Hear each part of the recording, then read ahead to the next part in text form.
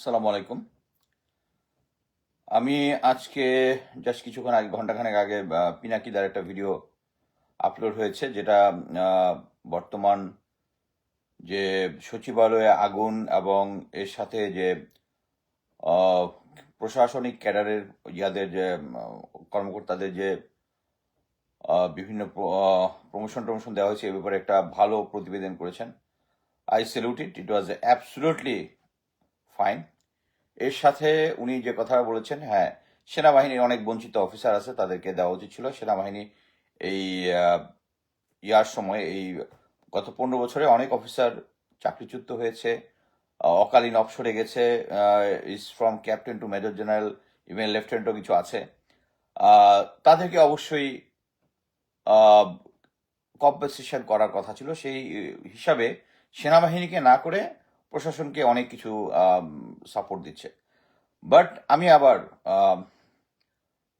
পিনাকিদার same একই জিনিস আমি আগেও বলেছিলাম।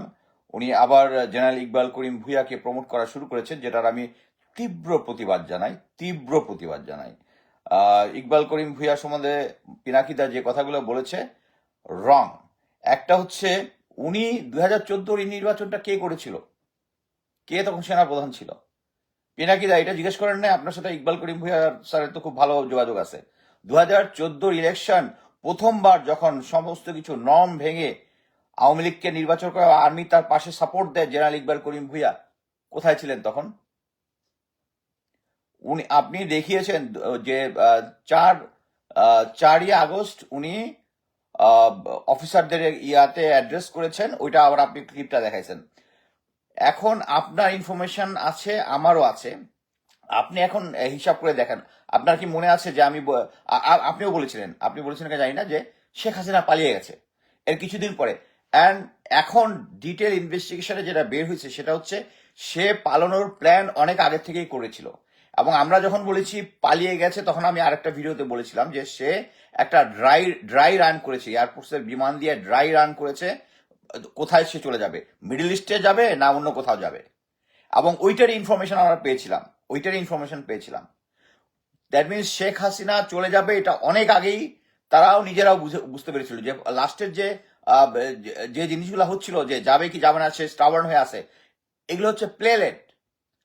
যেখানে দুই মানে 2-3 তারিখের মধ্যে এটা কনফার্ম যে শেখ হাসিনা পড়ে যাচ্ছে। 4 তারিখে এসে জনাব ইকবাল করিম ভূঁইয়া যদি একটা স্ট্যান্ড নেয়, আই সেলুট হিম। বাট এটার জন্য আমি মনে করি যে উনি একটা ক্যালকুলেটেড রিস্ক নিয়েছেন। উনি তো আরো আগে করতে পারতেন এই জিনিসগুলো, 4 তারিখে আগে করতে পারতেন না? করেছেন।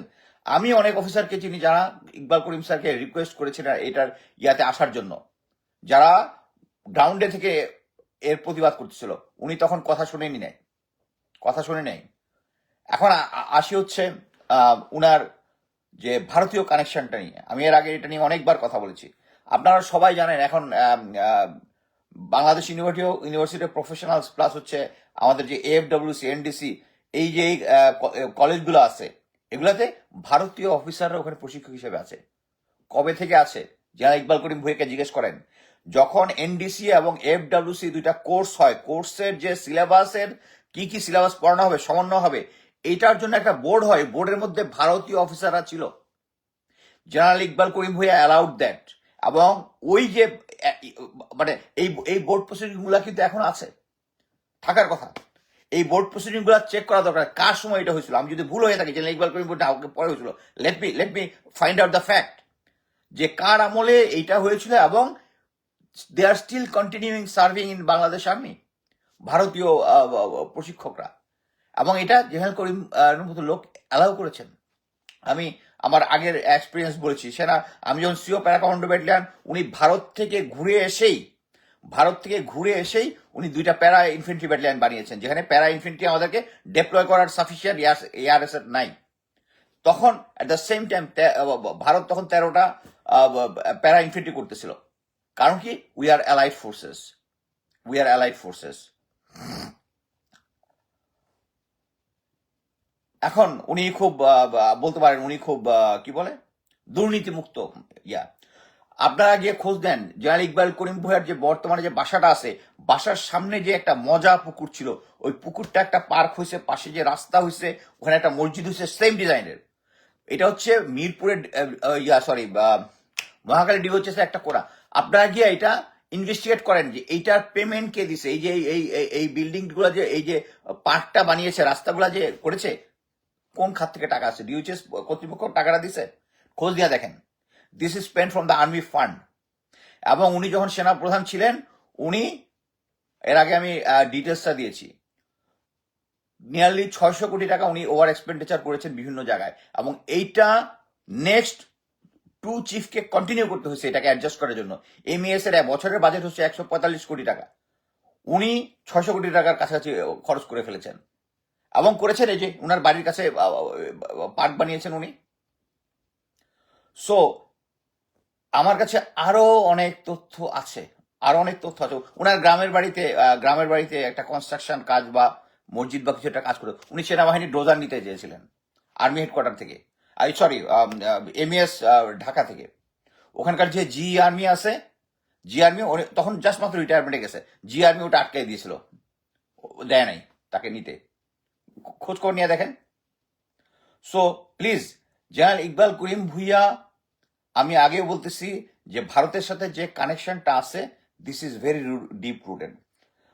বেগম খালেদা জিয়ার বাসায় উচ্ছেদে তার প্ল্যান ছিল, এটা আমি আগেও বলেছি। আর দেয়ার আর লট অফ থিংস। এটা হচ্ছে উনার কোয়ালিফিকেশন এবং উনার ডায়নামিজম নিয়ে আমার কোনো ডাউট নাই, আমি কাছে থেকে তাকে দেখছি। বাট কথা হচ্ছে, a genius person having his brain leads to the neighbour, it cannot do any good. No, পিনাকিদা is doing wrong. Simply, পিনাকিদা is doing wrong. ওনার বাকি সবকিছু আমি সাপোর্ট করি, বাট জেনারেল ইকবাল করিম ভুইয়াকে, এই যে আরেকটা জিনিস বলি, আমি এর আগে বলেছিলাম যে এই যে ভারত আমাদের এসডি যেটা শ্রীমনিয়া ইনফর্ম, এটা জলপাই রঙের হয়েছে। আমাকে পরে কয়েকজন অফিসার বললো যে না এটা মবিন স্যারের সময় হয়েছে। আচ্ছা, আমি আর্মি হেডকোয়ার্টারে চিকিৎসা দেখলাম মবিন স্যার কোনোদিন জলপাই রঙের ড্রেসটা পরেনি। তারপরে আমি খোঁজ নিয়ে দেখলাম যে মবিন স্যার থাকার সময় তার মানে হচ্ছে ভারতীয় একটা প্রেশার ছিল এটা করার জন্য। মবিন স্যার 2 বছর ধরে শুধু টেস্ট এন্ড ট্রায়াল করছে, উনি এটা অ্যাপ্রুভাল দেন নাই। হয়তোবা উনি যাওয়ার আগে অ্যাপ্রুভালটা দিয়ে দিচ্ছেন, বাট জেনারেল ইকবাল করিম ভুইয়া পারলে তো এটা ক্যান্সেল করতে পারতো, ক্যান্সেল নাও করতে পারে। বাট কথা হচ্ছে, উনার পর থেকে উনি এটা অ্যাকসেপ্ট করেছেন। এবং আপনি দেখবেন উনি জলপাই রঙের ইউনিফর্ম ফার্স্ট। এখন যদি আপনি ইন্ডিয়ান আর্মির সাথে আর বাংলাদেশ আর্মির এসডি দিয়ে দেখবেন সেম ড্রেস। আমরা উই বিকাম কি বলে অ্যালাইড ফোর্সেস। হোয়ারাস ভারত আমাদের উপরে কি নির্মম মানে আমাদের ভিতরে যে একটা অশান্তির সৃষ্টি করছে, এটার পিছনে ভারত, এটা আমরা সবাই এখন জানি। সো জেনারেল ইকবাল করিম ভুইয়া কে যদি করা হয়, there are lot of information to me, will fight. We means we, আমি একা এই জিনিসগুলো বলতেছি না। দেয়ার আর অফিসার্স, আমার মতো সবাই ভোকাল না, সবাই আমার মতো স্ট্রংলি কথা বলতে পছন্দ করে না। মানে কে কখন কোন দিক দিয়ে কেউ কারো শত্রু বানাইতে চায় না, বাট আই এম ফিয়ারলেস। আমি জানি পিনাকিদার অনেক সাপোর্টার আছে, বাট পিনাকিদা is doing wrong. General Iqbal Karim Bhuiyan একটা ওই 4 তারিখে একটা সুযোগ সুবিধা মতো উনি ওই স্টেটমেন্টটা দিয়েছেন।